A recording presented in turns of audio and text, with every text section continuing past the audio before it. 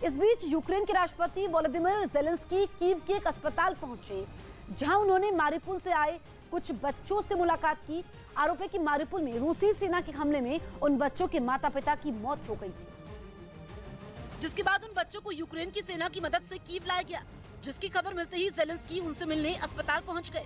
उन्होंने वहां एक एक कर सभी बच्चों से मुलाकात की और उनका हाल जाना। इस दौरान बच्चे अपने राष्ट्रपति को देखकर काफी खुश नजर आए। बाद में ज़ेलेंस्की ने उन्हें तोहफे भी दिए।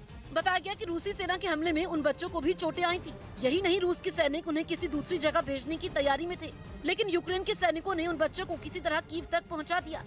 रूस ने हाल ही में मारिपुल पर कब्जा करने का दावा किया था। दिल्ली में फिर से बुलडोजर चलने वाला है। दिल्ली में बुलडोजर अभियान जारी रहेगा। साउथ एमसीडी के मेयर और कमिश्नर आज जैतपुर, सरिता विहार और मदनपुर खादर में अवैध अतिक्रमण का लेंगे जायजा। शाहीन बाग में भी अवैध अतिक्रमण पर चल सकता है बुलडोजर। देश में कोरोना की बढ़ी रफ्तार। जून में कोरोना की चौथी लहर की आशंका। पीएम मोदी ने आज सभी राज्यों, केंद्र शासित प्रदेशों के मुख्यमंत्रियों की वर्चुअल बैठक बुलाई। कोरोना से लड़ाई में भारत की एक और बड़ी उपलब्धि। अब 6 से 12 साल के बच्चों को भी लगेगी कोरोना वैक्सीन। डीसीजीआई ने दी कोवैक्सीन लगाने की मंजूरी। उधर रूस ने दावा किया कि इस जंग में उसकी टैंक रेजिमेंट ने ज़ेलेंस्की की फौज के पसीने छुड़ा दिए। इसके सबूत में रूसी सेना ने एक वीडियो भी जारी किया, जिसमें यूक्रेन के एक इलाके में रूस के कुछ टैंक अपने टारगेट पर आग उगलते दिखे। इतना ही नहीं, ऊबड़ खाबड़ रास्तों पर तेजी से दौड़ते टैंकों ने इतना बारूद बरसाया कि सन्नाटे में शोर पसर गया। बताया गया कि रूस की टैंक रेजिमेंट इसी तरह यूक्रेन के कई शहरों पर कहर बनकर टूटी। वहां पहले हवाई हमलों से शहरों को तबाह किया गया और फिर टैंकों ने मोर्चा संभाल लिया, जिससे यूक्रेन की फौज को संभलने तक का मौका नहीं मिला। प्रशांत किशोर ने कांग्रेस को झटका दे दिया।